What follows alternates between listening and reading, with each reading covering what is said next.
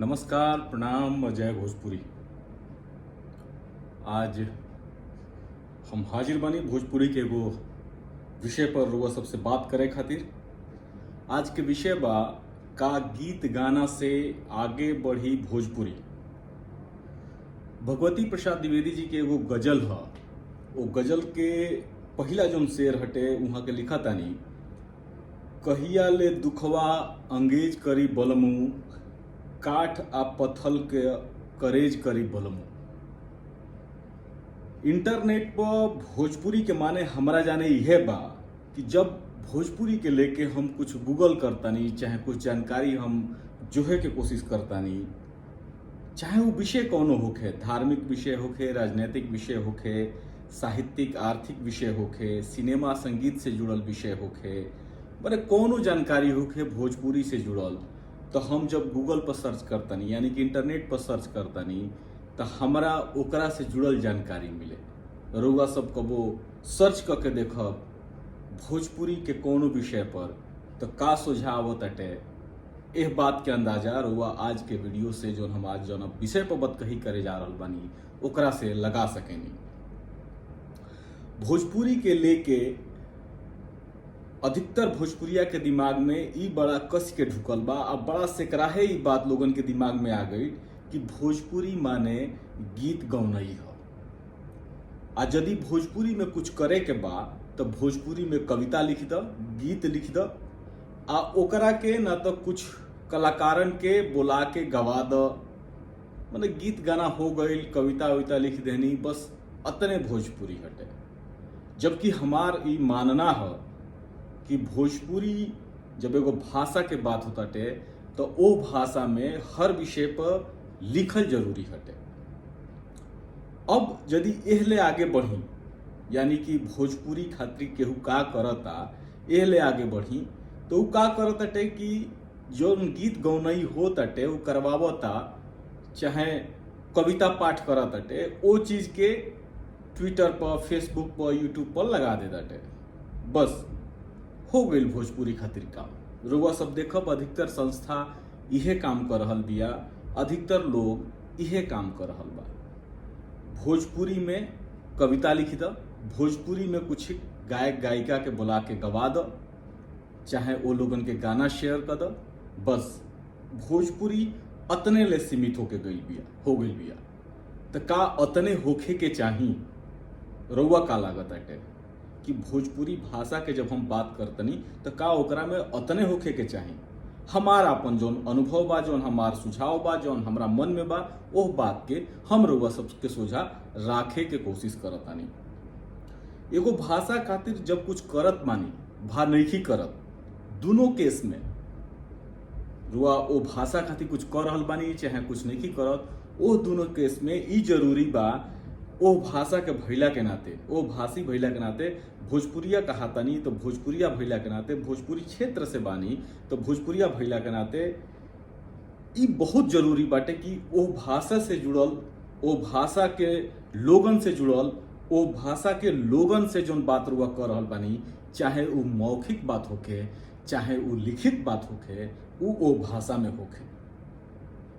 यदि 3-4 भाषा के रुआ जानकार बानी, रुआ देसी विदेशी भाषा के जानतानी, ओहू दरमियान रुआ 4-5 गो भाषा जानतानी, तो कोशिश होखे कि जैसे ओ भाषा में रुआ कुछ लिख रहल बानी, कुछ बोल रहल बानी, तो अपना लोगन खातिर यानी कि जो भोजपुरी भाषी बटे ओकरो भाषा में ओकरा खातिर 1-2 गो बीच में तो बोलिए दीही, बीच में लिखिए दीही। असल में हम ई विषय के काहे लेनी हटे? एगो समय रहे जब गीत गाना जौन बा, लोक गाथा जौन बा, लोक नाटक जौन बाटे, तौना के वजह से भाषा बाचत रहली सब। यदि हमनी के भोजपुरी के पिछला 1000 साल के इतिहास देखब जा, भरथरी जब 12 मासा लिखले सन 1100 के आसपास में, तो उ 12 मासा आजुओ आ ओइसन 12 मासा आजुओ हमनी के पढ़े के मिलेला, लोग गावेला, ओके सुने के मिलेला। बाकी अब जौन जमाना बाटे, जौना हिसाब से दुनिया चल रहल बिया, जौना हिसाब से समाज चल रहल बा, ओह समाज में, ओह दुनिया में उ कुल चीज जौन बाटे बस एगो भाव के व्यक्त करे के बात रह गई बा, अपना के ओ क्षेत्र के होखला के साबित करे के बात रही गई बटे, ओकरा से भाषाई लाभ, भाषा के प्रचार प्रसार नहीं हो। कारुआ पता बा कि आज से 700-800 साल पहले जौना लोक गाथा सबके मंचन होत रहे, गवात रहे, 15-15 दिन ले कलाकार जौन बाड़े एक जगह पर एक ही मंच से एक ही दर्शक के सोझा वो लोक गाथा के गावत रहले। रोज सांझी खा 4 घंटा, 5 घंटा, 6 घंटा कार्यक्रम होत रहे, 8-8 घंटा तक कार्यक्रम होत रहे। उ अब बंद हो गई बा, विलुप्त हो गई बा। अब यदि लोक गाथा के बात होखे तो उ खाली आल्हा, चाहे सोरठी ब्रिज भार, चाहे लोरिकायन तक सीमित रह गई बटे। जबकि भोजपुरिया क्षेत्र में कबो 24 गो से बेसी लोक गाथा के मंचन होत रहे। भाषा के लेके अब जौन स्थिति बिया तौन मध्यकालीन आ प्राचीन वाला नहीं है। भाषा के प्रचार प्रसार आ खाद पानी खाली गीत गौनई से, भा लोक गाथा से, भा सिनेमा से नईखे मिले वाला। इतिहास से कतनो जोह के ले आई तो ओह से भाषा के प्रचार प्रसार चाहे अबही जौन ताकत मिले के चाही, जौन ओकरा खाद पानी मिले के चाही, उ ना मिल सकेला। वर्तमान के बेहतर आ बरियार करे खातिर एगो भाषा में ओ भाषा वाला क्षेत्र में जरूरी बा, ओ भाषा वाला क्षेत्र में पढ़ाई लिखाई, रोजगार, व्यापार, गीत संगीत, सिनेमा, खेती बाड़ी, तीज त्योहार से लेके हर चीज ओ भाषा में होखे। अब ई तो जौन ओ भाषा वाला क्षेत्र बाटे, बाकी वो भाषा वाला क्षेत्र के जे भाषी बाड़े यानी कि भोजपुरिया लोग जे बहरी गई बाटे, ओ लोगन खातिर का हो सकेला? उ लोग अपन अनुभव जौन रोज व्यक्त कर रहल बा इंटरनेट पर चाहे अलग अलग माध्यम से, ओह में कुछ एक संदेश, कुछ एक चीज लिखित या मौखिक रूप से अपना भाषा में करे। जौना क्षेत्र में उ बा, यदि और कुछ नहीं लिख सकत तो जौना क्षेत्र में बा, राजनीति पर हुआ सब बहुत मुखर होके भोजपुरिया लोग बोलेला, लिखेला, वो चीज पर ही रुआ करी। ई कुल चीज जौन बाटे एगो भाषा खातिर खाद पानी के काम करी। एगो बात जान जाई, भाषा एक दिन में ना मरेले। हमनी के लागी कि अरे यार भोजपुरी तो 1000 साल से बिया, कहाँ ओकरा पर कुछ होखे वाला बाटे। असल में भाषा के मरे में सदियन के समय लागेला। 1 साल, 2 साल, 50 साल, 100 साल में भाषा एगो ना मरेले। अब जिसे भारते में देख ली, ये समय 3 गो भाषा ऐसा बाड़ी सा जौना के बोले वाला लोगन के संख्या ये समय 10 से कम बा। यानी कि वो भाषा के बोले वाला लोगन के संख्या मात्र 10 बा। कुछ लोग तो 3 गो या 4 गो बाटे। अब वो भाषा बाची कैसे? अब अभी ले भाषा ए से बाचल बिया कहाँ से कि वो लोग माइग्रेट नहीं सकेले कहीं। भाषा के संगे का होला कि जब वो भाषा वाला लोग जौन बा दूसरा जगह माइग्रेट करेला तो अधिकतर केस में ऐसा भइल बा। पहले भोजपुरिया लोग ऐसे ना करत रहे। पहले भोजपुरिया लोग जहाँ गई वो भाषा के लेके गई। बाकी अब जौन बा ये असर हो गई बा। जैसे मॉरिशस में, त्रिनिदाद में, फिजी, सरीनाम में, ऐसा जगह पर भोजपुरी गई, पहले भाषा भी रहे। अब भाषा लगभग मर गई बिया। वो जगह बाचल का बाटे तो गीत गाना बाचल बाटे। अब वो गीत गाना गते गते उहो विलुप्त हो रहा बा। यदि अब रउआ सब आज से 40-50 साल पहले के सरीनाम के गीत सुनब आ आज के गीत सुनी तो रउआ सब अंतर देख सकेनी। रउआ अपना भोजपुरिया क्षेत्र के गीत गाना के देख ली, ओकरा में कितना अंतर बा। ध्यान करी, भोजपुरी संस्कृति के भाषा, खान पान, पहिरावा आ तीज त्योहार का ह। रउआ डांडिया के बारे में नीमन से जानत होखब, डांडिया खेलतो होखब, बाकिर का पीड़िया लागेला, पीड़िया दहावल जाताटे। हो सकला रउआ कहब कि ना हमरा गांव पे तो होला, बाकी रउरा लगे का जानकारी बा पीड़िया गोधन के लेके का बाचल बटे, ई देखे के जरूरी बा। अब चूंकि रउआ अपना भाषा के छोड़ देले बानी तो का रउआ वो भाषा के संस्कृति के छोड़ले नहीं खी? भोजपुरी नाव धो देला से कुछ ना हो सकेला भाषा के। भोजपुरी और पहचान है कहाँ से कि वो भाषा के वजह से है। तो ये बात के सोचे के चाहिए। डिहवार कुल देवता आज तो छुटिए गईले, गांव के काली माइयो छूट गई बड़ी। भाषा जब छूटल तो ओकरा संगे बहुत सारा चीज छूटेला। आ ई छूटल, भले हम आज भक्ति भाव दिखा दी, भले हम स्वामीनारायण टेम्पल आ अक्षरधाम आ बैप्स के चाहे कोनो मंदिर में चल जाई, बाकी जौन भाषाई रूप से और संस्कृति रहल बिया, धर्म के लेके जौन मान्यता सदियन से चलल आ रहल बटे, जौना रेस के रउआ हई, वो रेस के जौन देवी देवता बाड़े जौन वो रेस के पूजा पाठ बा ओकरा में कतना रचल बसल बानी, एह बात के रउआ ख्याल तो करही के पड़ी। ठीक बा, छठ पूजा बाचल बाटे, बाकी रोइसन कतना पूजा पाठ कतना चीज बिसर गई, ए बात के रउआ सोचे के पड़ी। ई एगो हम तो बैप्स के जैसे उदाहरण देनी है, अट्रैक्टिव बाटे, तो रउआ अपना भाषा के अपना संस्कृति के भी अट्रैक्टिव बनाओ के पड़ी। वो कैसे बनी? वो एक दिन में बनी ना, ओकरा खातिर सब केहू के छटाके भर सही प्रयास तो करही के पड़ी। हमरा के अक्सर लोग कहेला कि भाषा कुछ ना हटे सिवाय एक दूसरा से संपर्क करे खातिर। बिल्कुल बात सही बाटे, बाकी यदि भगवान के जे भी बनौले बाटे, आदमी के, जीव जानवर के, प्रकृति के जे बनौले बाटे, यदि ओकरा ई लागे कि भाषा मात्र संपर्क के माध्यम है, कम्युनिकेशन के माध्यम हटे, तो ओकनियों में, जीव जानवर में भी दिले रहते, भागुंगे बना के भेजले रहते।